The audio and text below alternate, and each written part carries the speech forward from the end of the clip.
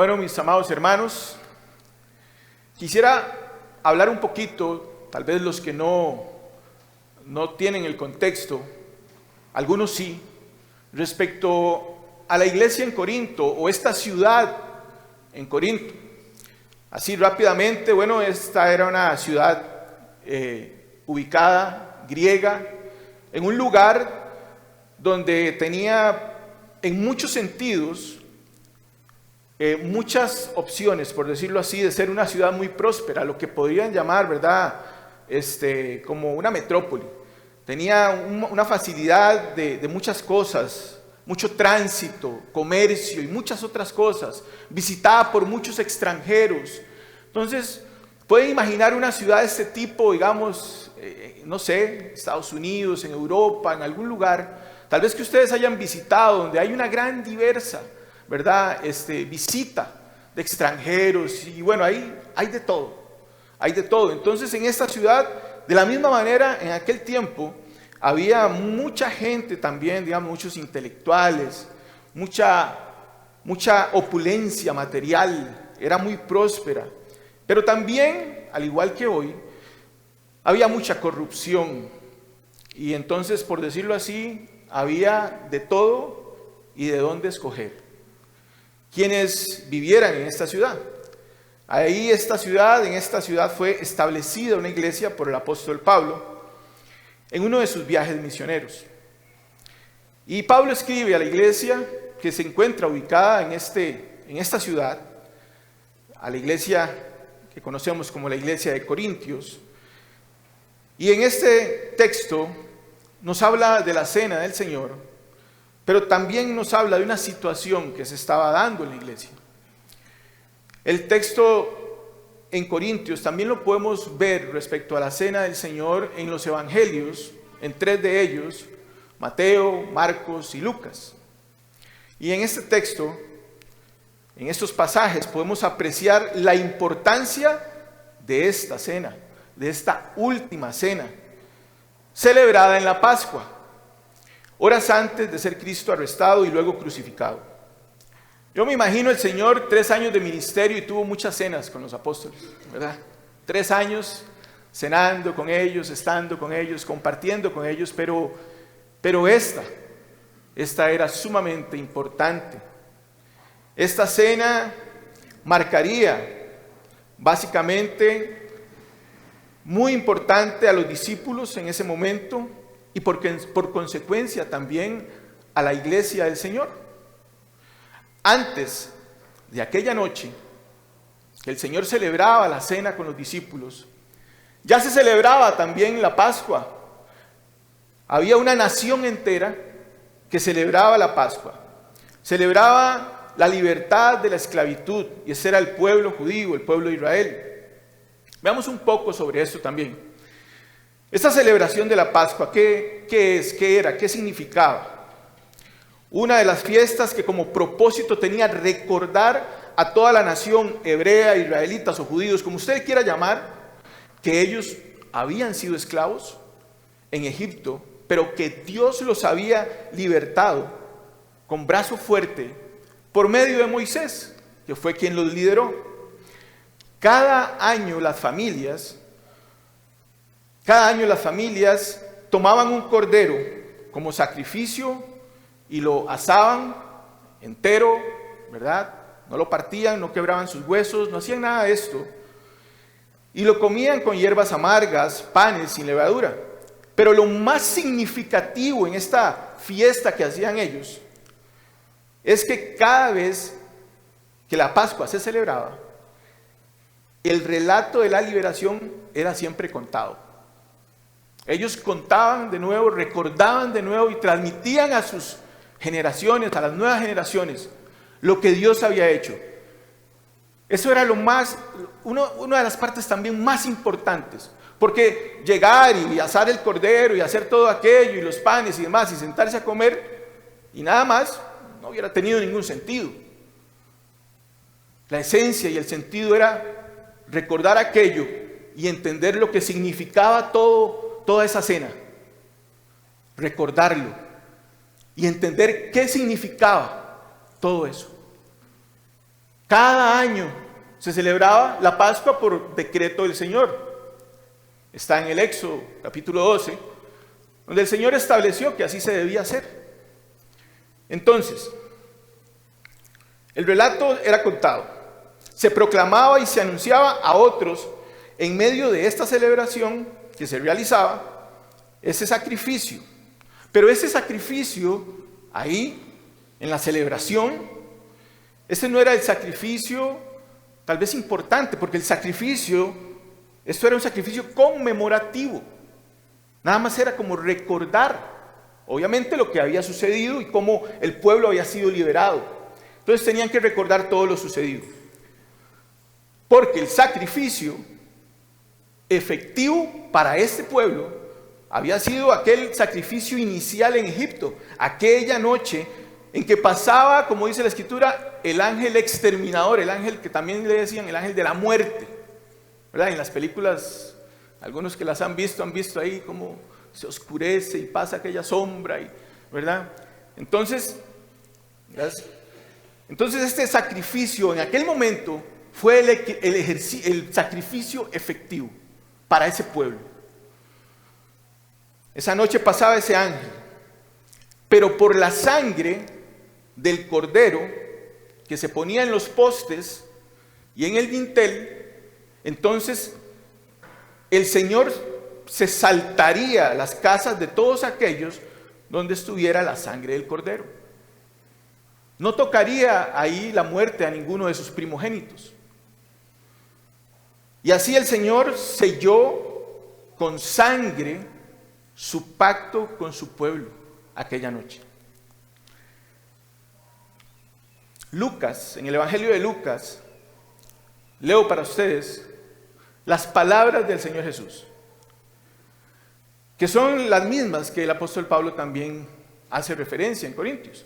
Y dice, el Señor Jesucristo, en aquella noche, dice, y tomando el pan, el Señor, después de haber dado gracias, lo partió y les dio, diciendo, esto es mi cuerpo que por ustedes es dado. Hagan esto en memoria de mí. De la misma manera, tomó la copa después de haber cenado, diciendo, esta copa es el nuevo pacto en mi sangre, que es derramada por ustedes. Estas son las palabras del Señor Jesús, el Evangelio de Lucas. Estas palabras de Jesús indican claramente que la sangre derramada en la cruz de nuestro Señor Jesucristo es con la que Él sella un nuevo pacto y un mejor pacto que aquel que había sido incluso anunciado después por el profeta Jeremías en el capítulo 31, donde Jeremías dice que vendrían días, dice, y vendrá el día donde haría un nuevo pacto el Señor con su pueblo. Y es el único donde se menciona, así literalmente, que se haría un nuevo pacto. Hoy celebramos lo que bien es conocida dentro de la iglesia y el cristianismo, la Santa Cena. Y Pablo escribe a la iglesia sobre esto, en nuestro texto, en Corintios. Pero veamos el verso 17, vaya conmigo a nuestro texto, y veamos en el verso 17 y verso 18, dice, pero al darles estas instrucciones, no los alabo.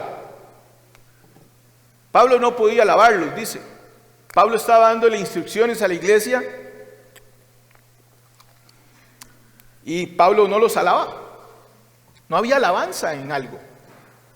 Texto atrás del 11, en el 10, Pablo les hace una alabanza porque ellos estaban siendo fieles a la hora de ofrendar, a la hora de dar. No lo habían olvidado a Pablo y la iglesia tenía el recurso y estaba muy bien. Entonces Pablo dice, bueno, en esto han sido fieles y en esto los alabo. Pero en ese momento hay un contraste y les dice, en esto no los alabo. Entonces no hay alabanza. Dice, pero al darles estas instrucciones no los alabo porque no se congregan para lo bueno, sino para lo malo. Pues en primer lugar, oigo que cuando se reúnen como iglesia, hay amor. ¿Eso dice? No. Dice, hay división. Hay divisiones entre ustedes. ¿Y qué dice Pablo? Y básicamente dice, y lo creo. Entonces, en este punto, podemos decir que no hay alabanza ni gloria en medio de la división. No puede haber alabanza, no puede haber gloria cuando hay división, cuando esto es albergado en el corazón. Pablo señala la gravedad de la manera que la iglesia de Corintios se reunía en la asamblea de los santos. Me imagino hermoso, todos se reunían, todos se veían así como nosotros, preciosos, lindísimos, ahí bien sentados, bien santos, en la reunión, en la asamblea. Pero Pablo dice, no, a pesar de, no los alabo, porque escucho algo.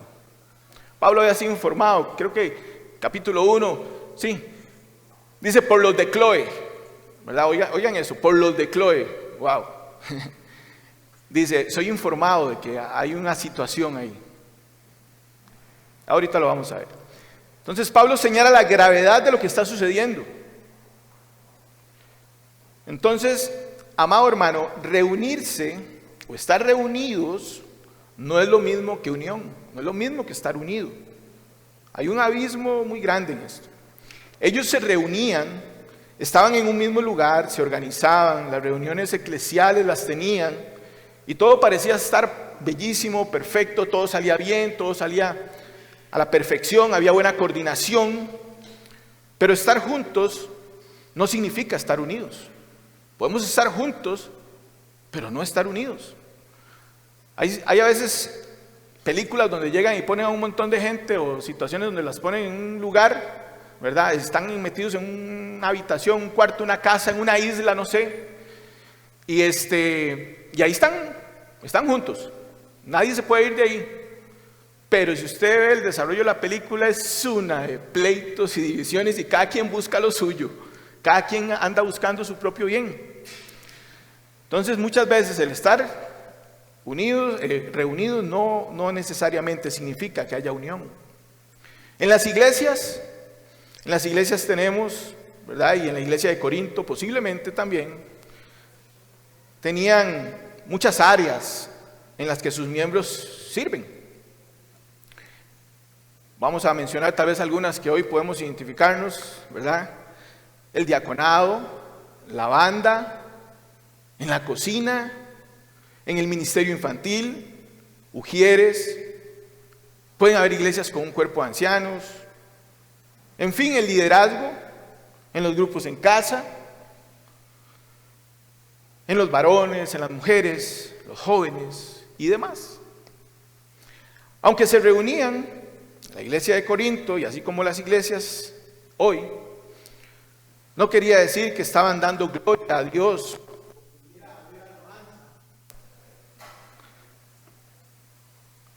Sí. O pudiera haber alabanza, no significa que estuvieran dando gloria a Dios, o pudiera haber alabanza en lo que ellos hacían. Aunque todo pudiera salir muy bien y se viera muy bonito.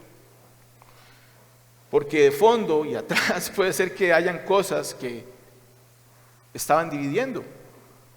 Pablo va directo, Pablo señala este problema y va directo a este problema, el cual es un problema muy común, pero también difícil. Las divisiones.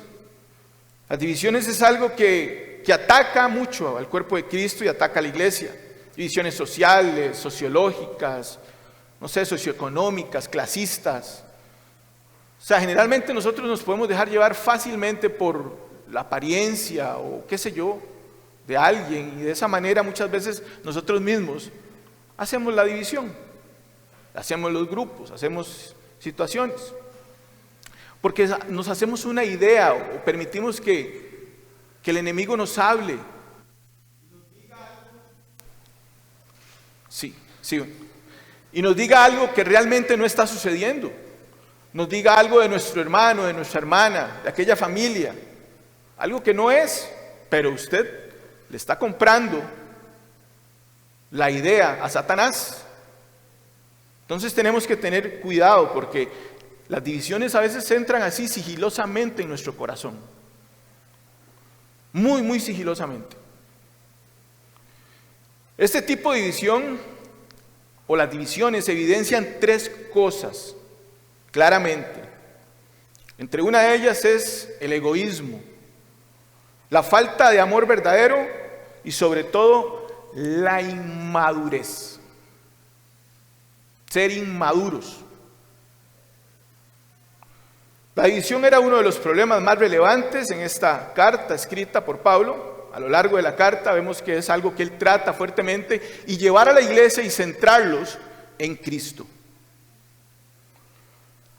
En el capítulo 1, verso 10, como les mencionaba anteriormente, si gustan, vamos un momento a ese capítulo 10 de esta carta para que lo leamos juntos.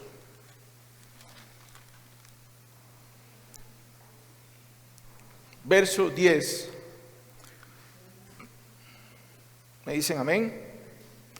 Dice, vean a Pablo donde les dice, les ruego, hermanos, por el nombre de nuestro Señor Jesucristo, que todos se pongan de acuerdo. Está iniciando la carta. Y que no haya divisiones entre ustedes, sino que estén enteramente unidos. Y en otra versión dice, perfectamente unidos. En Reina Valera. Dice, en un mismo sentir y un mismo parecer. Y ahí donde les dice, porque él había sido informado por los de Chloe. Ojo. Entonces vemos que habían lo que se expresa como facciones, divididos, habían partidos entre la iglesia, ¿verdad? En el verso 12, ahí más adelante, donde ya dice, unos decían soy de Pablo, otros decían soy de Apolos, otros de Cefas, que en realidad era Pedro, y otros decían los más espirituales, los más consagrados, los más santos, estos decían somos de Cristo. Wow, estos eran impresionantes, hermanos. Estos eran los mejores en medio de toda esa división. Ellos llevaban el mejor título. Entonces, el problema que había en la iglesia era en el corazón, radicaba en el corazón, donde realmente es donde está todo. ¿Y por qué? Porque algunos estaban, en este caso, se estaban apegando más, qué sé yo, más a los ministros, a ciertos líderes, ellos estaban apegando a ellos más que al evangelio mismo. Más que centrar su vida cristiana en la palabra de Dios y en el evangelio. Y no es que usted no pueda amar al hermano, al líder de su grupo, que usted no pueda amar a su pastor, que no pueda amar al líder de la banda, que no pueda amar a cualquier hermano. No, sí, debe amarlo, claro que sí. Pero hay que tener cuidado con de pronto usted venir y amarlo más a él que amar el evangelio, amarlo más a él que amar a Cristo. Y dejar que en su corazón de pronto entonces usted comienza a tener bandos y a tener divisiones, y por esas razones de pronto hay pleitos y hay cosas en la iglesia. Hay que tener mucho cuidado con eso. Cristo no era el centro. Cristo no era el centro en ese momento. Esto estaba llevando a la iglesia entonces a traicionar los principios cristianos y dividir el cuerpo. Porque cuando incluso dicen, vea, dice, ok, menciona, a mí me da risa porque está ahí implícito, dice, menciona a Pablo, a Apolos, a Pedro y los que decían que eran de Cristo. Pero Pablo llega y dice, los de Chloe, o sea, había otro grupo. Los de Chloe me informan, o sea, yo no sé cuántos grupos habían, pero había una división increíble. Y bueno, por lo menos los de Chloe estaban haciendo algo bueno, estaban hablando con el apóstol, informándole al apóstol. Pero de que estaban divididos, también estaban divididos. Entonces ninguna división es buena, hermano. Sinceramente. Esto estaba llevando a la iglesia a traicionar principios, a dividir el cuerpo, algo que no puede ser. Por eso Pablo les dice, también ahí, les dice a ellos, les dice, ¿está dividido Cristo? Les hace la pregunta, ¿está dividido Cristo? ¿O fue crucificado Pablo por ustedes? No. Sus vidas deben ser centradas en la obra de Cristo, y solo en Cristo y su evangelio, y lo que Él ha hecho. Ahí es donde debe radicar y fundamentarse, es lo que Pablo les dice. Cristo no era el centro. Nada que atente, hermano, contra la unidad, ya sea un hermano, el pastor, un predicador, evangelista, maestro, ningún pensamiento, ninguna filosofía o enseñanza que promueva la división entre el cuerpo de Cristo o que fraccione el cuerpo de Cristo puede ser bien vista, puede ser aceptada. Por más piadoso que pueda sonar, por más que pueda hacerse ver y decir, somos de Cristo. No. Nada que cause división, contienda, pleito o cualquier otra cosa similar, y que doy gracias a Dios que en esta iglesia no sucede, puede ser aceptado. Puede ser aceptado. No, hermano, yo reconozco la gracia de Dios, sé que hay mucha gracia de Dios en nuestra iglesia. Y sé que está muy lejos de parecerse a la iglesia de Corinto.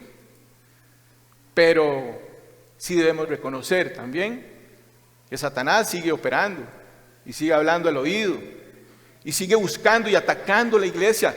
Entonces eso no nos hace diferentes a la iglesia de Corinto en el sentido de que seguimos siendo iglesia y que seguimos siendo atacados por este tipo de situaciones, y la división es algo terrible. Es algo terrible y no da gloria a Dios y no hay alabanza en eso, por más linda que salgan las cosas, por más bien hechas que estén, por más bonito que suene, no hay alabanza, no hay gloria en eso. No puede ser aceptado. Pero algo que también Pablo dice en el verso, podemos volver ahí al verso, a nuestro texto en el capítulo 11, verso 19. Antes de eso quiero leerles lo que también Jesús dijo, palabras del Señor Jesús en Lucas. Él dice que les dijo a los discípulos, es inevitable que vengan tropiezos, pero hay de aquel por quien vienen. Entonces Jesús mismo dice, es inevitable, le estaba diciendo a sus discípulos, que en medio de la vida del creyente y que entre ustedes no vaya a darse esta situación. Se va a dar, van a suceder, van a haber tropiezos, van a haber situaciones, van a haber bandos, que es lo que Pablo llega y dice en el verso 19. Pablo dice, porque es necesario que entre ustedes haya bandos. Entonces, ¿cómo es esto? La división es mala, pero van a haber grupos. Sí, lo van a ver. Es inevitable. Y es necesario, dice Pablo. Pablo está diciendo, es necesario, y usted dice, no, hermano. Entonces, ahora sí que se nos complicó la situación. Pero vayamos desarrollando. Es inevitable, dice Jesús, y Pablo dice, y es una necesidad. ¡Wow! ¡Qué complicado! Pablo dice que es una necesidad, ¿para qué? Para manifestar dentro de una congregación quiénes son aprobados y quiénes no. Es lo que dice el texto. Dice, porque es necesario que entre ustedes haya bandos, a fin de que se manifiesten entre ustedes los que son aprobados. Entonces, hay unos que son aprobados y otros que no. Es con esa necesidad, esa es la necesidad que existe para que esto esté sucediendo, para que hayan bandos. ¿Quiénes son aprobados? ¿Quiénes no? ¿Quiénes sí son verdaderos creyentes y quiénes no? Ningún bando dentro de la iglesia, hermano, puede ser bien visto realmente, pero tiene un propósito. Tiene un propósito. Pero estos bandos revelarían quiénes sí son del cuerpo y quiénes no son del cuerpo. El problema es cuando ataca la situación, comienza a atacar el verdadero cuerpo. Van a haber bandos y van a haber tropiezos, van a haber quienes incluso, dice el Señor Jesús, hay de aquel por quien venga el tropiezo. Jesús lo tenía claro y se lo dijo a sus discípulos, y tenemos que tener claro que esto puede suceder, va a suceder, pero también es el problema cuando ataca el verdadero cuerpo de Cristo, cuando comienza a meterse en el cuerpo de Cristo. Porque que lo van a ver, y como les digo, se van a vestir de piedad algunos y van a decir, soy de Cristo, pero tenga cuidado, hermano, porque quizás le esté metiendo ideas. Pablo ataca también, entonces, vamos a ver un poco a lo que son las falsas doctrinas, los falsos maestros, aquellos que tenían partidos diciendo quién o de qué grupo pertenecían. Ahora, las características de los grupos generalmente es que ellos van a defender sus puntos, y la característica cuando hay división, generalmente lo que hay en cada uno de los grupos es envanecimiento, hay orgullo, no consideran incluso ser instruidos ni corregidos, ellos tienen la razón porque se sienten que tienen mucho conocimiento. Aún peor incluso, hermanos, muchas veces fingen recibir el consejo. Fingen recibir el consejo, la exhortación, la instrucción, pero sus vidas siguen igual, sin fruto del Espíritu. Sigue habiendo división en su corazón, siguen creando el problema, siguen estando en esas situaciones. El espíritu de la división vuelve a la persona, amado hermano, escuche bien, insensible al pecado. A este le da igual lo que piense el hermano de su conducta. A este le da igual lo que piense el líder de grupo, le da igual lo que piense el pastor, e incluso le está dando igual lo que piensa Dios, y Dios se expresa en su palabra. Le da igual, a él no le importa. ¿Por qué? Porque la iglesia en Corinto, vemos cómo estaba.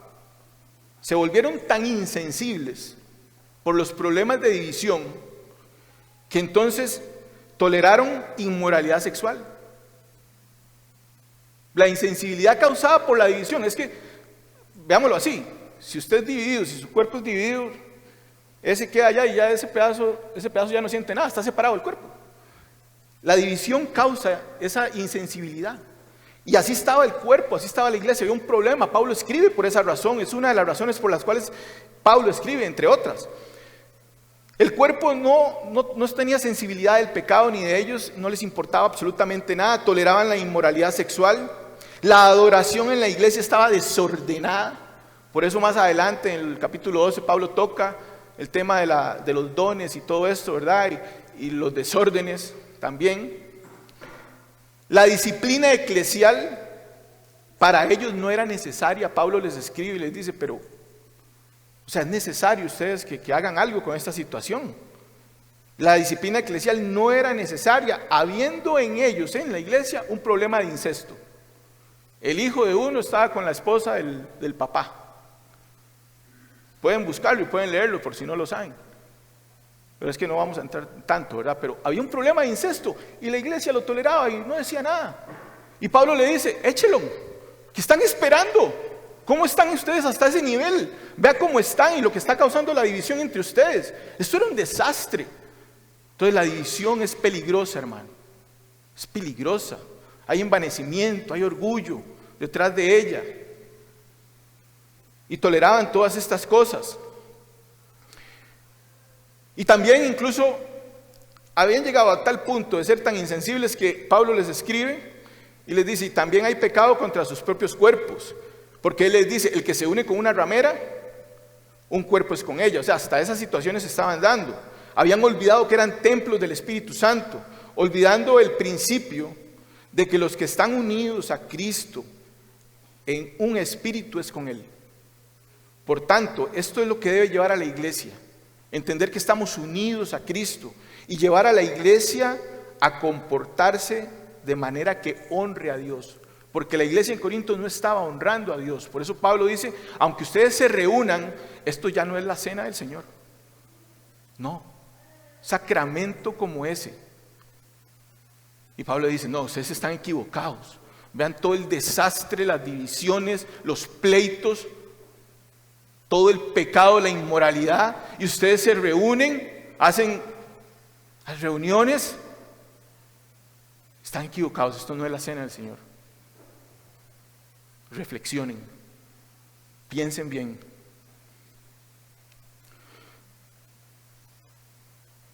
La palabra de Dios es lo primero que ellos desecharon.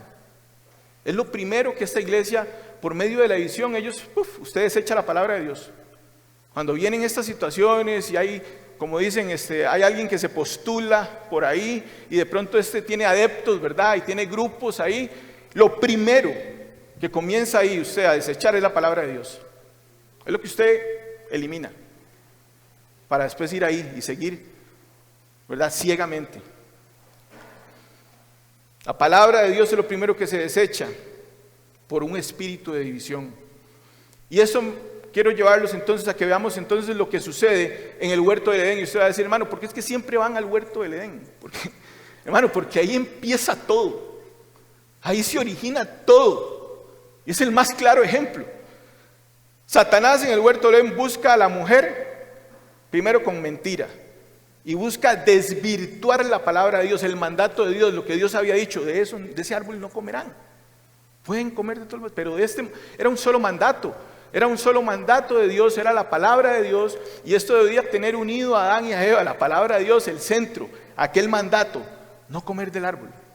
Estaba fácil.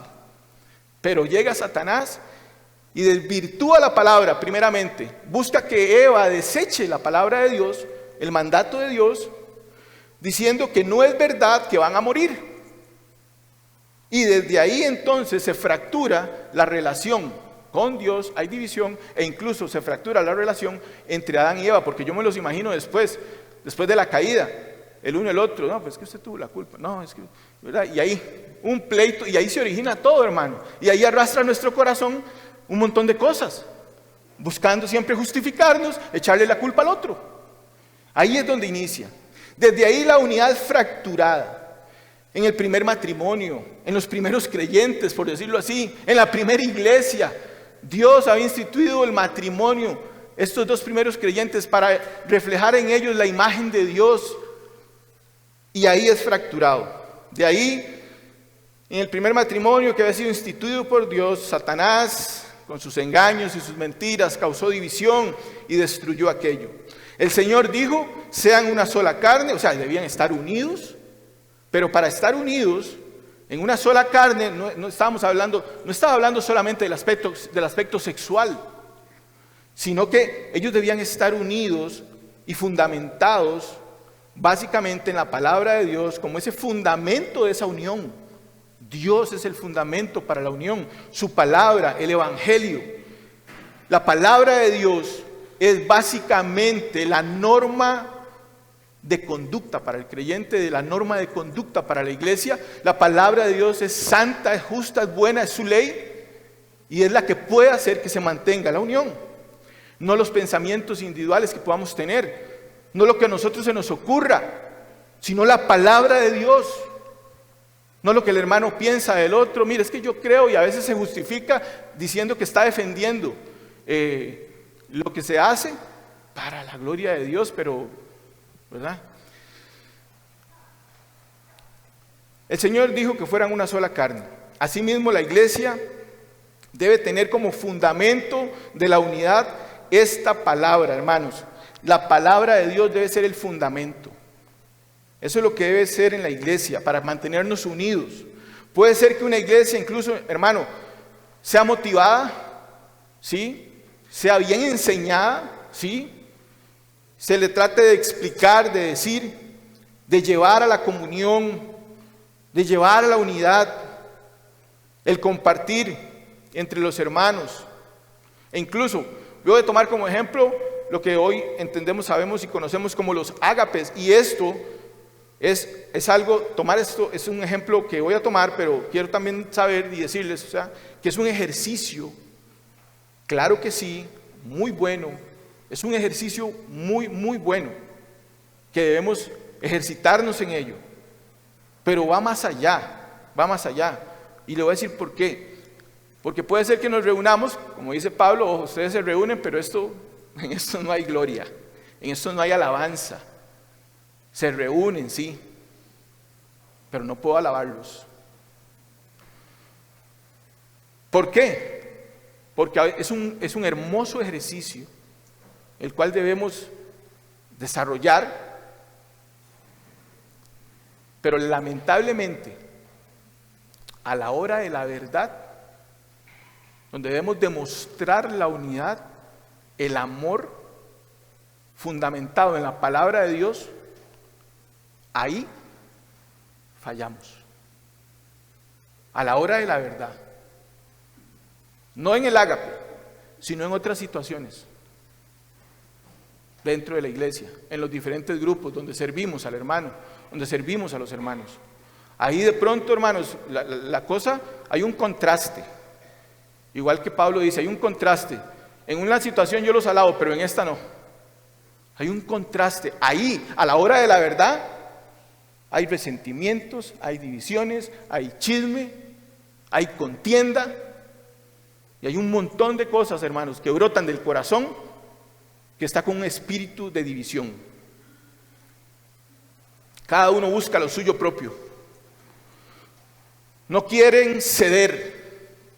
Quieren ganar, quieren tener la razón, quieren ser comprendidos en su posición, pero ellos no pueden comprender al otro. Tú quieres y pides ser perdonado, pero tú no puedes perdonar al otro. Entonces, son muy hermosos los ágapes y yo los animo, y muy rico también. Pero hermanos, a la hora de la verdad debemos demostrar ese amor de verdad. Ese amor fundamentado en la palabra de Dios, fundamentado en su palabra. ¿Por qué? Porque Pablo en el capítulo 1, en el verso 10, lo primero que les dice: les ruego, hermanos, por el nombre de nuestro Señor Jesucristo, que todos se pongan de acuerdo y que no haya divisiones entre ustedes, sino que estén enteramente o perfectamente unidos en un mismo sentir y un mismo parecer. Esto no se puede conseguir si no es de una manera sobrenatural, pero a través de la palabra de Dios, teniendo convicciones en ella. Hermanos, a veces decimos, bueno, ¿cómo vivo? ¿Cómo vivo por fe? ¿Cómo vivo la vida cristiana? Y a veces nos hacemos esa pregunta: ¿cómo vivo por fe? Eso lo comentaba por ahí hace unos días. ¿Cómo vivo por fe? Hermano, vivir por fe es que la palabra del Señor llegue y le dice: ponga la otra mejilla, y usted lo hace. Así es como se vive por fe, creyendo a lo que aquí dice. Porque su carne, obviamente, no lo va a querer, pero si usted cree de verdad todo lo que la Escritura dice, todo lo que la palabra dice, entonces usted va a actuar conforme lo que ella dice, creyendo que lo que ella dice es verdad, y que de esa forma usted va a honrar y va a dar gloria al nombre del Señor Jesucristo. Eso es vivir por fe. Practicar lo que la Escritura nos dice.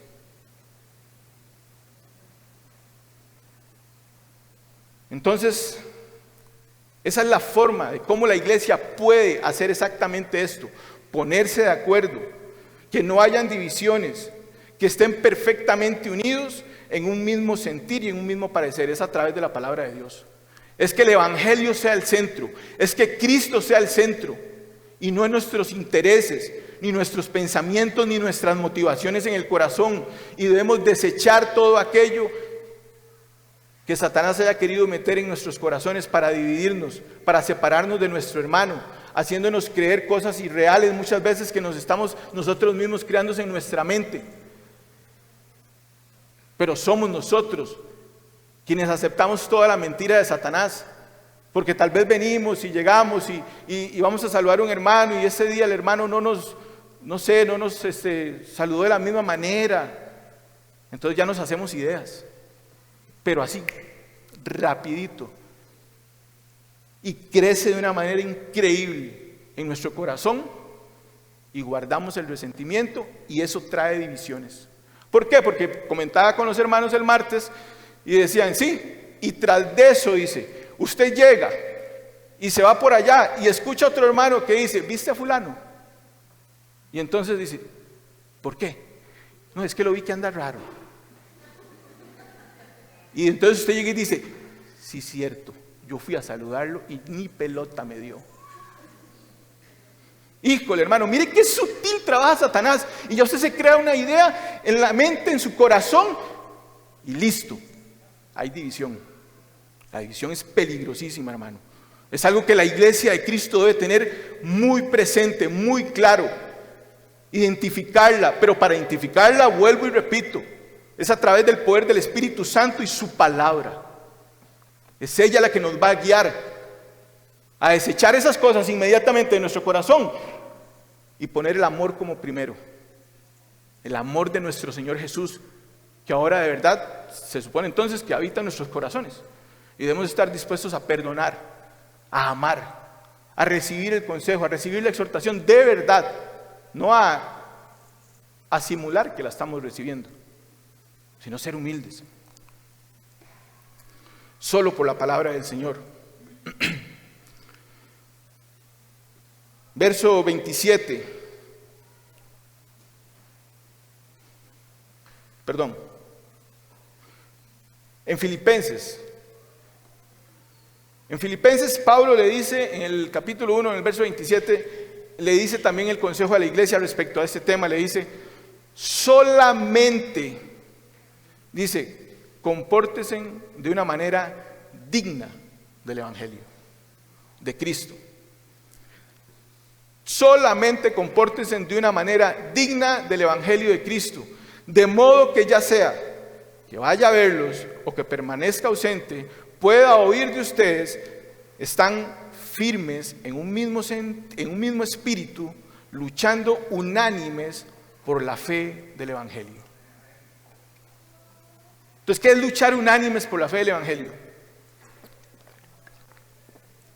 Mire, hermanos, a veces estamos equivocados y creemos que tal vez es venir y organizar un grupo e ir en una esquina y hacer una noche de evangelismo y un montón de cosas, pero no es eso. Es estar unánimes, es estar unidos, es que nada fracture el cuerpo de Cristo. Es que es la única manera en que realmente va a ser efectiva la noche de evangelismo. Porque, si hermanos, si usted va a ir a hacerlo y todo puede sonar muy bonito y pueden haber cantado muy bonito y el que hizo la obra ahí de predicar, de evangelista, le puede haber salido muy bien, pero aún así Pablo dice, esto no es la asamblea de los santos, esto no es la cena del Señor, por el montón de situaciones que hay en el corazón de ustedes. La unidad es mucho más distinta. Se lucha unánimes por la fe del Evangelio, comportándose de manera digna del Evangelio. En otras palabras, tal vez ya han escuchado esta frase, pero es comportándose como cristianos, sencillo, como hijos de Dios, como cristianos, con la identidad que tienen ahora. Eso.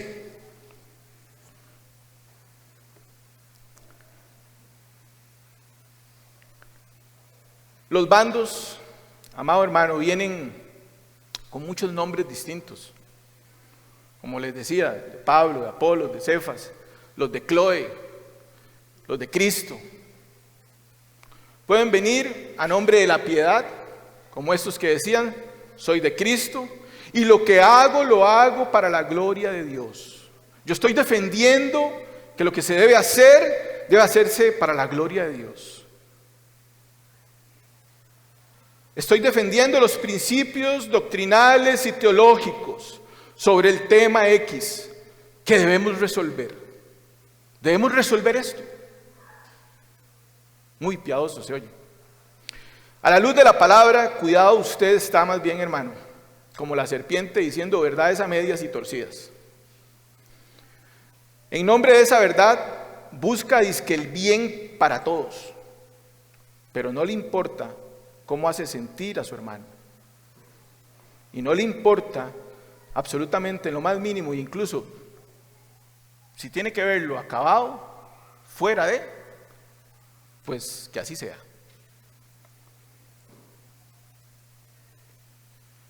Quiero recordar realmente cómo tiene que verse esto. En Gálatas capítulo 2, verso 11 y 21, ahí ustedes lo pueden leer, voy a resumir, pero lo pueden buscar. Pablo y Pedro. Pablo exhorta a Pedro por las corrientes judaicas que querían agregar las obras a la justificación, que era solo por fe en Cristo. La justificación es por fe en Cristo Jesús y no hay nada más que agregarle, absolutamente nada.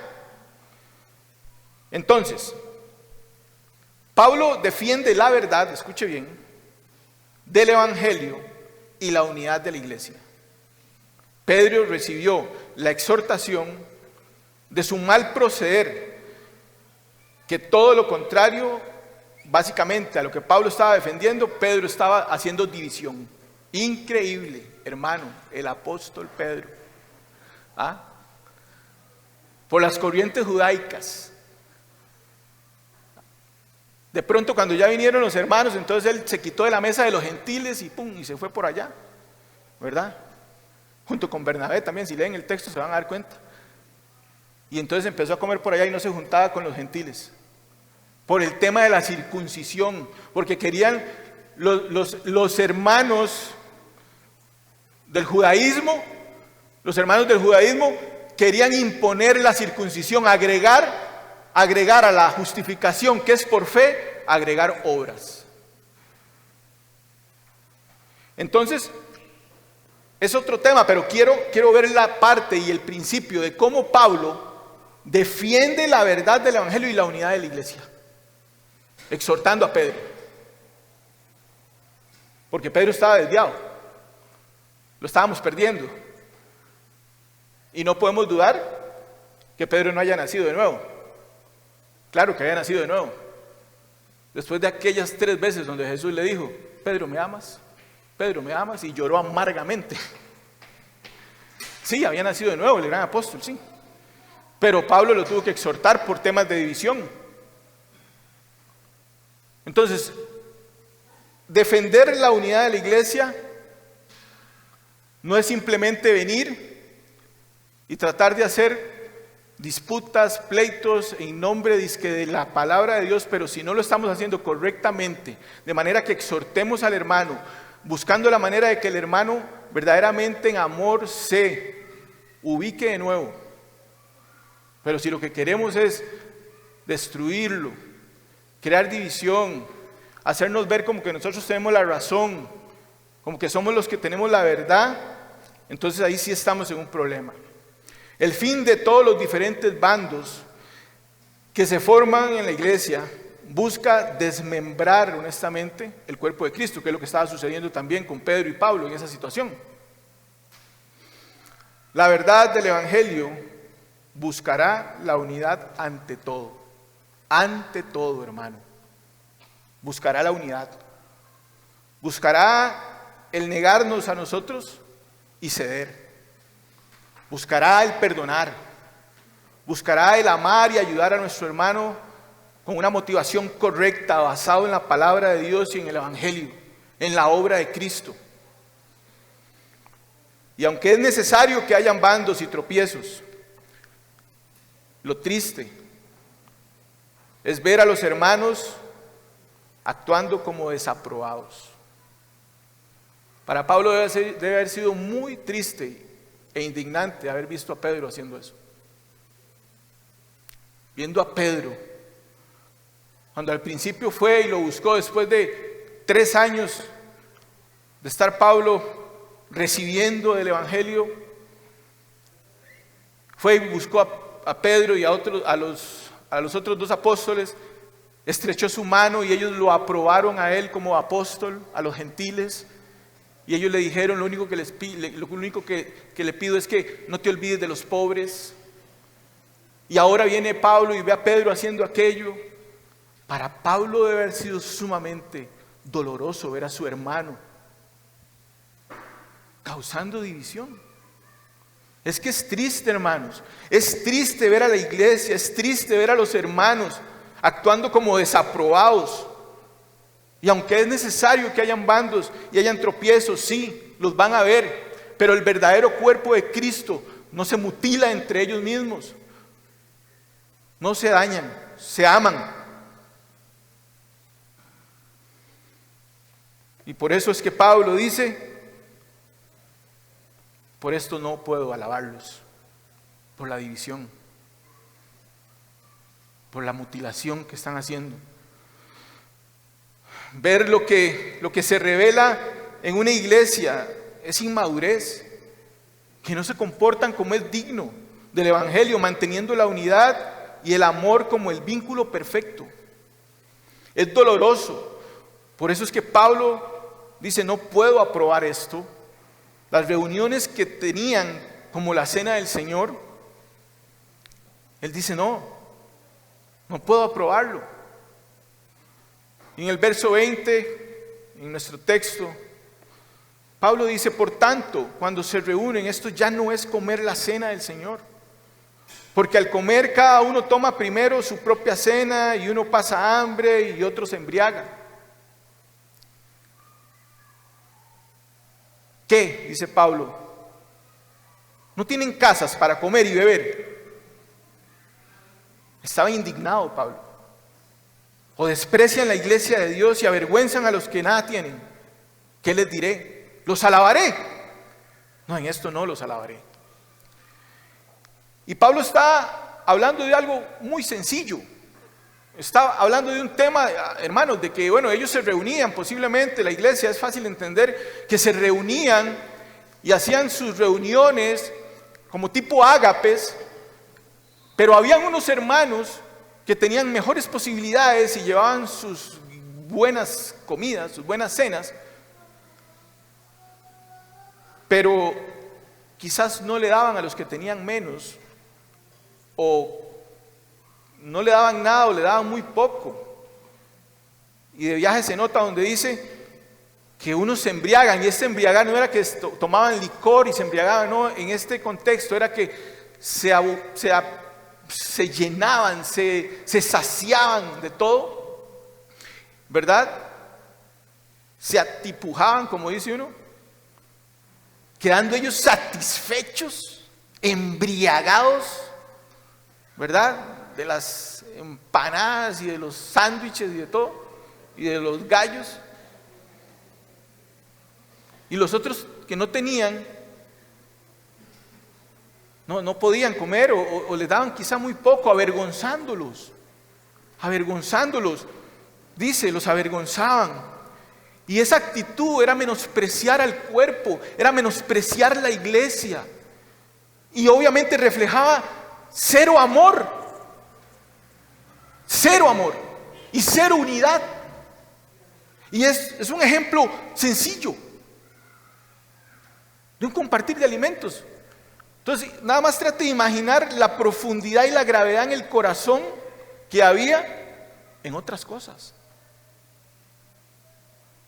La división que podía estar habiendo, y por eso Pablo dice, no puedo, yo defiendo la verdad del evangelio. No puedo alabar esto. Esto ya no es la asamblea de los santos, esto ya no es la cena del Señor. Pablo estaba indignado. La iglesia con división no es aprobada. El apóstol no lo aprueba. Pablo no los aprueba. Como apóstol y defensor de la verdad, no puede aprobarlos. La división trae deshonra a la memoria del sacrificio de Cristo. Esto no es la cena del Señor. Muchos tenían de sobra y menospreciaban y avergonzaban a los que eran de menos recursos. Y Pablo estaba diciendo esto. que hacen, lo hacen al cuerpo, lo hacen a la iglesia. Están menospreciando a la iglesia. Ellos decían, esta es la cena del Señor, con sus banquetes y todo eso. Pero Pablo está diciendo lo contrario. Pablo no lo aprueba. Y hermanos, déjenme decirle que el apóstol Pablo está siendo inspirado por el Espíritu Santo, y la palabra de Dios toda es inspirada por el Espíritu Santo, y es la palabra de Dios y es el Espíritu Santo quien les estaba diciendo también a los corintios y a nosotros hoy que no es así. Es el Espíritu de Dios que nos dice, es el Espíritu Santo que les dice y nos dice a nosotros: esto no es la cena del Señor, esto no es la asamblea de los santos, esto no es para lo cual Cristo murió en la cruz, para que ustedes cuando se reúnan tengan ese tipo de actitudes, haya divisiones, haya pleitos y contiendas. No es la cena del Señor. Cristo no fue a la cruz del Calvario para esto, para ver a su cuerpo en esa situación dividido. Y es por eso que Pablo inmediatamente pareciera que cambia de tema, donde entra al verso 23 y dice: porque yo recibí del Señor. Es un cambio un poco abrupto, ¿verdad? Está diciendo, ¿qué? ¿Los voy a alabar? ¿Qué? ¿Los voy a...? Y de pronto él llega y dice: porque yo recibí del Señor lo mismo que les he enseñado. Pablo incluso defiende en otro texto donde él dice: yo recibí el Evangelio, no de hombres. Él tuvo un trato increíble con el Señor. Gloria a Dios por eso. Y Pablo recibió el Evangelio y recibió del Señor esto mismo, directamente. Y eso que él había recibido era lo que les había enseñado a esta iglesia. Es lo que se les había enseñado a la iglesia. Yo recibí del Señor, dice, lo mismo que les he enseñado, que el Señor Jesús, la noche en que fue entregado, tomó pan, y después de haber dado gracias lo partió y dijo: esto es mi cuerpo, que es para ustedes, hagan esto en memoria de mí. De la misma manera tomó también la copa, después de haber cenado, diciendo: esta copa es el nuevo pacto en mi sangre, hagan esto cuantas veces la beban en memoria de mí. Hagan esto en memoria de mí. Pablo introduce con autoridad en medio de un problema que estaban deshonrando la memoria de Cristo y su sacrificio. Y con autoridad él dice: yo recibí del Señor, y esto es lo que yo les he enseñado. Pablo les recuerda que él les había enseñado y que lo que él les enseñó era sumamente importante en la fe cristiana, en la vida de la iglesia. Así, amado hermano, como para el pueblo hebreo, la Pascua era importante y un mandato del Señor para celebrarla. ¿Cuánto más importante, hermano, y más sublime y glorioso es celebrar la cena del Señor? ¿Cuánto más debe ser relevante, importante para el cuerpo de Cristo? Es un sacramento donde es representada la gracia salvadora de nuestro Señor, donde debemos recordar que estamos unidos a Cristo y unidos a nuestros hermanos como un solo cuerpo, que su cuerpo fue dado. Que el que su cuerpo fuera dado implica que sería partido, sería molido, desmenuzado por ustedes, es lo que él dijo.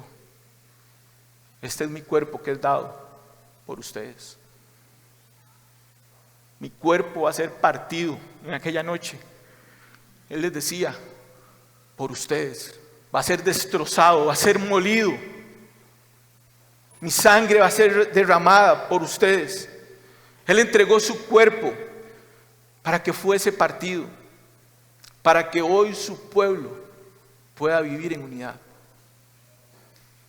y viva en unidad, recordando la obra gloriosa de nuestro Señor Jesús y viviendo en Cristo y Cristo en nosotros. Que las palabras de Jesús mi cuerpo, mi sangre, en el pan y la copa representan lo que Él pronto iba a ir a hacer en aquella noche. Lo que Él pronto iba a ir a hacer a la cruz por usted y por mí.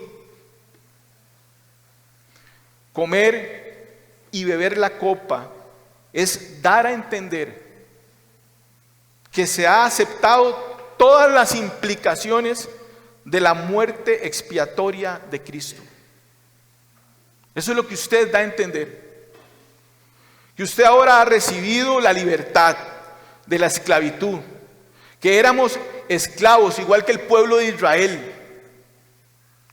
Las implicaciones que se relacionan es con el pasado, es con lo que fuimos, dónde estábamos, de dónde nos sacó el Señor con brazo fuerte, en qué condiciones estaba usted. Y que hoy debe recordar eso y vivir en gratitud, en amor, en unidad con el cuerpo de Cristo, unidos a Cristo y Cristo en nosotros. Evitando las divisiones, a pesar de que sean necesarias, a pesar de que van a haber bandos, pero que la palabra de Dios y Cristo Jesús sea nuestro centro, quien nos lleve a la unidad como iglesia y como hermanos. Recordamos cómo eran nuestras vidas, no porque anhelemos estar allá. ¿De dónde Dios te libertó? ¿De dónde te sacó? ¿Puedes recordarlo? Algunos pueden recordar, no sé si algunos aquí, no lo sé, pero de una cosa sí estoy seguro, y es que Cristo ha libertado a muchos de la depresión, del alcohol, de las drogas, de la pornografía, de la lujuria, de la mentira, de la fornicación, del adulterio, de las aberraciones sexuales, de los pleitos, de las contenciones, del enojo, de la ira. Dios los ha libertado, teniendo claro entonces que la obra del Señor en sus vidas, les decía Pablo, les decía a ellos, porque todas las veces en el verso 26, que coman este pan y beban esta copa, proclaman la muerte del Señor hasta que Él venga. Eso es lo que les dice Pablo. ¿Tienen claro esto? ¿Tienen claro esto? Entonces todas las veces que hagan esto, están proclamando, están anunciando la muerte del Señor hasta que Él venga. Porque cuando se reúnan deben entender su identidad de familia unida.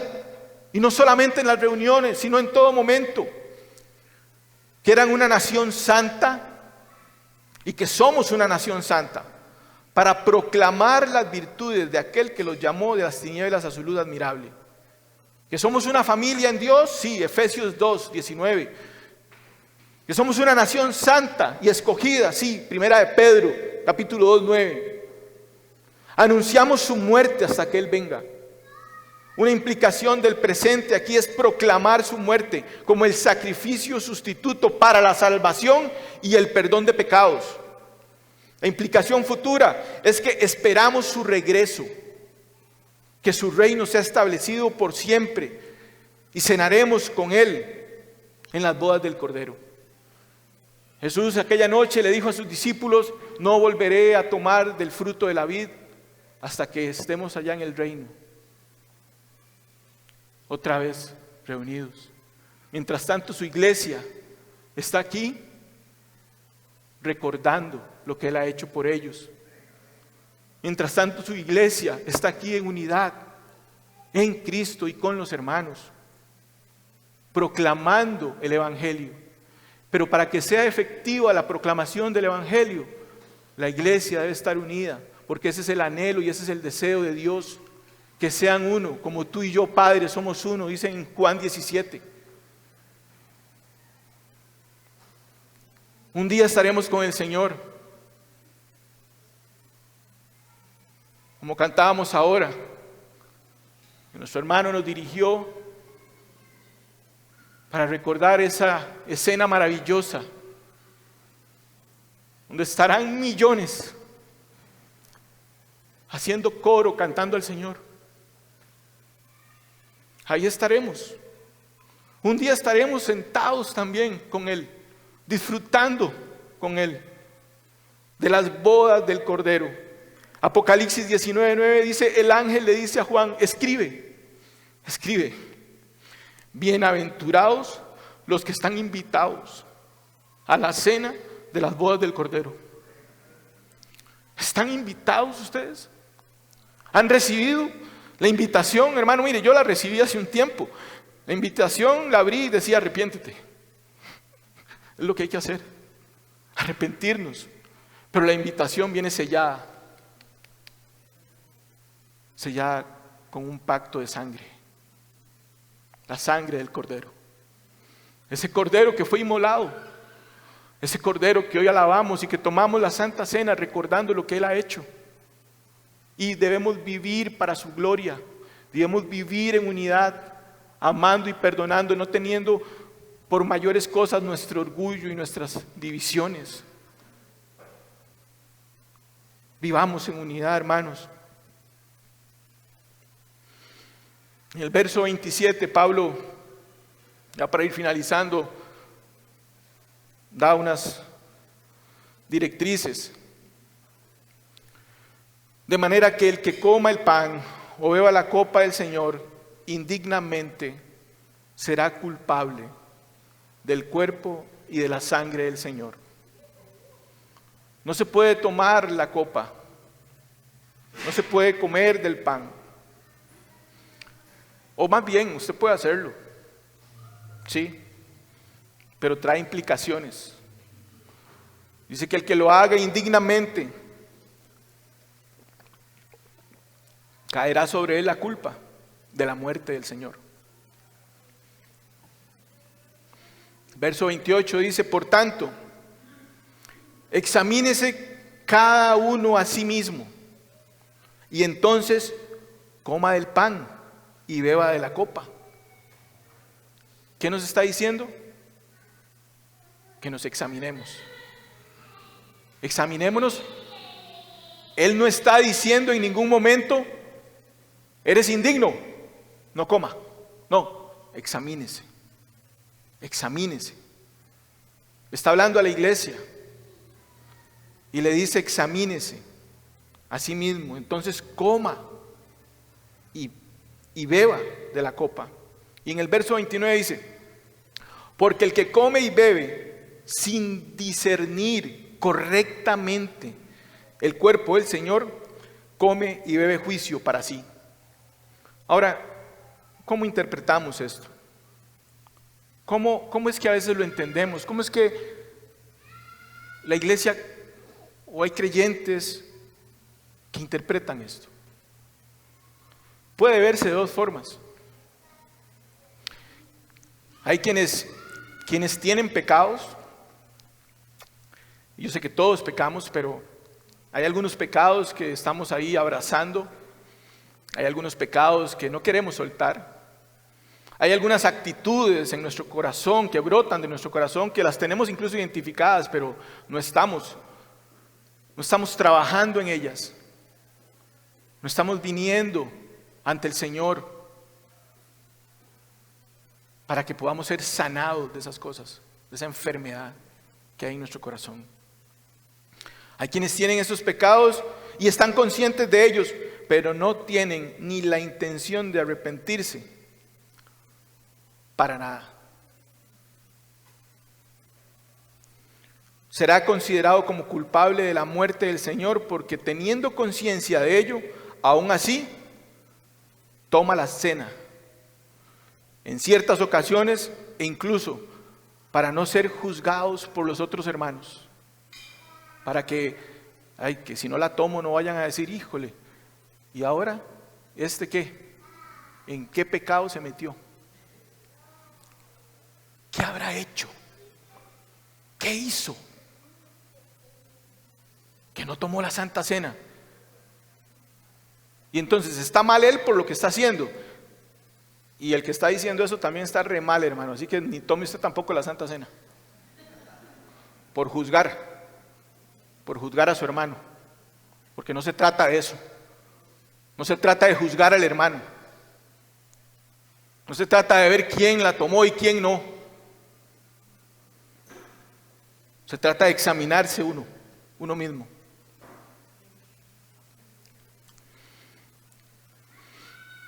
Y está la otra parte. Esa es una. La otra parte es aquella donde está el que no la toma. El que es consciente de que su condición no es digna. Y eso está bien. Eso está bien. Que no es digna conforme al Evangelio del Señor Jesús. Pero cree, escuche bien, cree que de esa manera, no tomando la Santa Cena, entonces ya la libró. No peca. Dice, nada, está bien. Cree que entonces eso es lo correcto. Pero en ningún momento el texto está diciendo eso. Está diciendo, examínese, está diciendo, arrepiéntase, tenga conciencia. Tenga conciencia. Si usted nació de nuevo, no permanezca en esa condición. Ni de una ni de la otra. Sino que el llamado es al arrepentimiento, a la reconciliación. Porque si usted está en esa condición, déjeme decirle que va a ser muy claro y muy evidente que usted va a vivir aislado.